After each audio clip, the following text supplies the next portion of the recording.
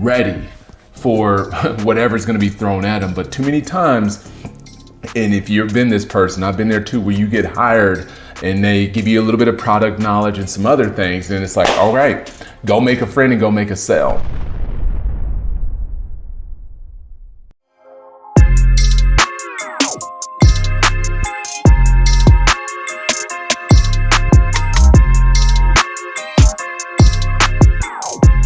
Ten checkpoints that you want to use to create the ultimate onboarding experience for your employees, right? And so it's not just your onboarding experience, but it's also the journey that they have after they've started their experience. And so this is so important, especially in the automotive industry, because many dealerships, especially the non-corporate, non-huge dealer groups or anything like that, normally what we see when we partner with them is they lack an onboarding strategy for their employees. So there's like a playbook that once we hire, step 1, step 2, step 3, step 4.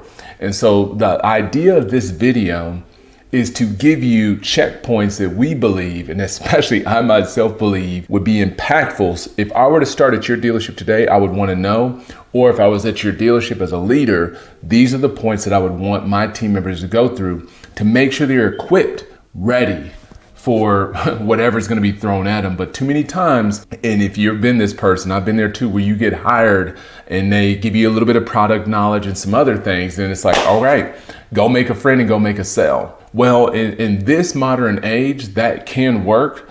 However, I don't believe it's the most efficient, right? We want our team members as they come on to be prepped, ready to go. So you ready for the 10 points? All right. And these are not limited to the 10. So if you want to add more, do it. But follow along with me. These should help you because they dramatically help me in my businesses. Okay. So starting with number 1 is the interview process. So before you even hire them, the interview process is gold. No joke, because you want to make sure that if you're doing video, like say if the employee's going to be doing video, it would probably be a good idea to have some video interview sessions or something like that to make sure that we even feel comfortable on a video. And if the employee that you're interviewing is not uncomfortable or is not comfortable, like they're uncomfortable on video, that's okay. But we want to see, if they know that they're going to be on video more at your job or at their career, it's important to let them know up front. Same thing with email and text. Make sure throughout the email process that you're seeing how they communicate via text and seeing how they communicate via email, because how we communicate, especially with our words, is ultra important in this business because it's not as easy to just get people to pick up their phone all the time. Some people would rather text, some people would rather email. So it's important during the interview process, I would include some texting and some email to see where their etiquette is. Doesn't mean that you don't hire them if it's off, but it's important to know all aspects of the business before you hire them. But make sure that your interview process is airtight, and don't just think that they're the only ones that need to wow you. Today's age, we have to make sure as employers and as leaders that we wow the people that we're looking to bring on. So that experience needs to be good. We need to be enthused to bring them on the team. It's not like back in the day where we have thousands of people just lined up. You have to make sure that your business looks great to your team, right? And so if not, they have options. People can work anywhere. They can do contract jobs. They can do driving services. There's so many options. So, or if they want to do it at a dealership, they can work for thousands of dealerships. They can work online at home. So why should they pick your dealership? Make sure you have that lined out. Point number 2 is make sure that you identify early on. So this could be before you hire them and definitely after. Where do your employees want to go? Where do your team members want to go? I had a recent meeting with the team last week. It was a dealership out in California, and I asked a question. I said, how many cars do you all want to sell? I'm talking to the sales managers, the owners. So how many cars do you guys want to sell? And they're like 100, 150. How many? And I said, okay, great. Now let me ask you this next question. How many vehicles does your team actually want to sell? Like individually, how many does, I'm not going to say their names, but say it's Mike and Kelly and whoever. How many do they want to sell? And then when they're doing that, why do they want to sell that many? What are they trying to do? What are they trying to accomplish? And everybody's like, well, I know so-and-so wants to sell this many. And so we have to be specific. In this day and age, it's so important to make sure that you're looking at where your team wants to go and you're helping them get there. If you're not doing that, then you're kind of lost and you're just hiring people that get stagnant. So some people might want to get into F&I, some people might want to get into service, some people might want to own a dealership one day. Don't you think that it would be kind of important to know that? I agree. Number 3, okay, are they digital ready? Doesn't matter whether the employee or you feel that they're digital ready or not. It's so important to make sure that your team audits your website. They need to go through all the pages. They need to go through your social media pages. They need to look at your Google business page. Why? Because most of their customers are going to go there, okay?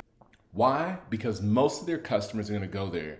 So I cannot tell you how many times I've connected with sales teams, all the way to leaders down to internet teams and BDC members, and I'll ask them, hey, do you know where your specials page is? Or another one, how does your digital retailing tool work? Like if you were going to buy a car right now, okay, so if you're going to buy a car right now off of your website, what does that process look like? How is it from a consumer standpoint, and then how is it from an employee standpoint? You would be shocked at how many people have no idea how to do that. So your team needs to be well equipped on how to do a finance app, how to schedule a test drive. All those things are so important. Same thing at the dealership. Make sure that they know where everything is. Where are even the bathrooms? Of course, I'm sure we're going to show them that, but you get the picture. It's just as important to give a tour in the dealership as just as much as it is important to give a tour online. I cannot tell you how important this is, but slow down and make sure that your team understands it. Build a quiz, do something to make sure that your team understands it. And hey, maybe they'll have some great ideas that they say, hey, on the website, maybe we should do this, because some of the best ideas typically come from employee feedback. All right. Number 4, effective questioning, listening, and I say NLP, neuro linguistic programming. Really what I'm saying is make sure your team is getting trained on the art of listening. See, too many times we're so focused on sales training. We got to make sure they're the best closers in the world. Right? All this stuff. But maybe that's not so important yet. Maybe if we focus on asking the right questions and making sure that we're listening with the intent to understand our customers, we might not have to become such a closer in the first place. Right? I know I've been there where I studied hundreds of closers and mastered them. It's great, yes.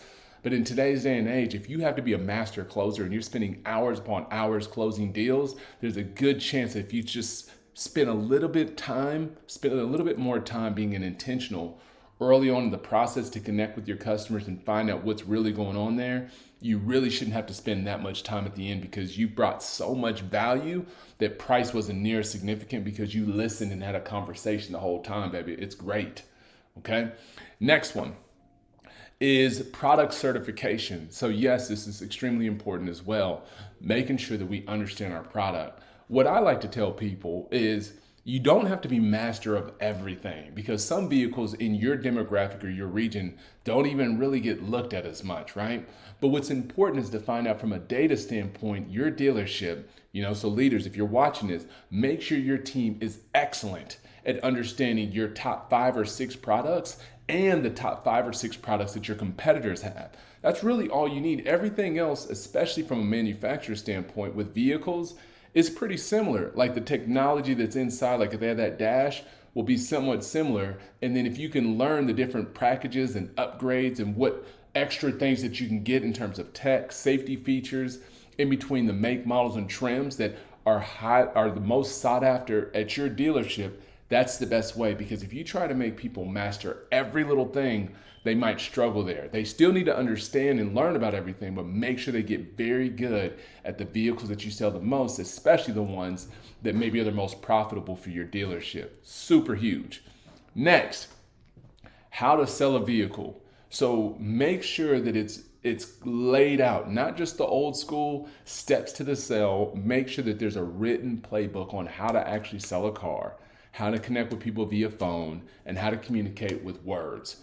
So your team not only needs to learn how to sell cars, but they need to get a little bit of copywriting skills in there, make sure they're good using some AI. There's a lot of great AI tools that help us type and text now. So make sure we're using those tools to our advantage and not making sure that it replaces us as humans. how to sell a car based on your dealership's playbook or the sales process that you guys have put in place. Super important. If you don't have one, make sure you label it out. If you hadn't updated your playbook in the last 5 or 10 years, I'm going to challenge you to go ahead, get your pen and paper out and redo that thing, okay? Next, we're going to get into the company culture, okay? So we're towards the end of this, but your company culture is huge as a bullet point to make sure that it's airtight and that your new team member comes in and understand what your company culture and vision is for your employees and team members. Doesn't sound like that big of a deal, but it's ultimate. You know, it's huge because if your store has a poor culture, even myself as a consultant or your customers, everybody can feel it. Like you can feel the energy, just like it just doesn't feel right. But when you have a great culture with, even if it's average people, that's so much better than a toxic culture with great salespeople. Nobody wants to be there. The employees don't even want to be there. So make sure that they understand the importance of your culture. If they see something that's wrong from an employee experience standpoint that they would like to change, have them make sure that it's written out about what needs to be done from there to make sure that they're taken care of, okay? Next, we're down to our last 3 points, okay? So this is 8, 9, and 10. 8 is your social media branding and selling strategy. And I don't even want to say selling, so let's just say social media branding and connecting with people with strategy. Because there's enough salespeople that get on social media just trying to sell. But I want to encourage you to get with your team to make sure they understand how to connect. And from what I've seen in social media, it's what happens behind the post. It's the messages, it's connecting with people, it's uplifting other businesses. And from what I've seen in social media, it's what happens behind the post. It's the messages, it's connecting with people, it's uplifting other businesses. It's not about making us look so great, it's about making other people look greater. But teach your team members as they come on, if social media is part of your business strategy, make sure they're getting taught on how to do it. I'm floored at how many companies and dealerships don't teach their people the power of social media and how to use it in the right ways. You know, so have a class on it, you know, get with the right people and show them how you want to use it from a company standpoint and audit that and meet with them regularly to make sure that they're following the guidelines or do it some other kind of way. But it's so impactful and important to make sure that your new employees establish a brand or they're being in alliance with whatever it is that you want them to do on social media. Last 2, okay? Number 9, give the experience now to your customers, right? So I'm going to say that again. Number 9 is making sure that your sales team is giving the ultimate experience to your customers. And how do you do that?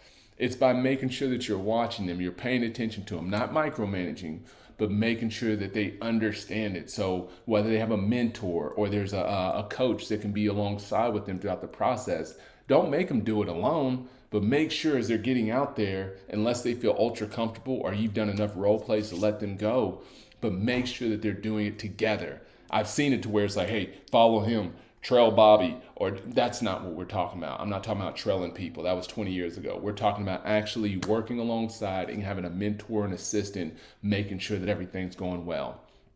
Lastly, as leaders, and this goes throughout the whole process, make sure that you're having your frequent one-on-ones and connecting with them just to make sure everything's good. You know, are you still going after whatever you want in 6 months to a year? How do you feel about your product knowledge? How do you feel about social media? These things are so important to constantly keep checking in, but after they've been hired, don't let these employees go alone. Constantly keep checking in, but after they've been hired, don't let these employees go alone.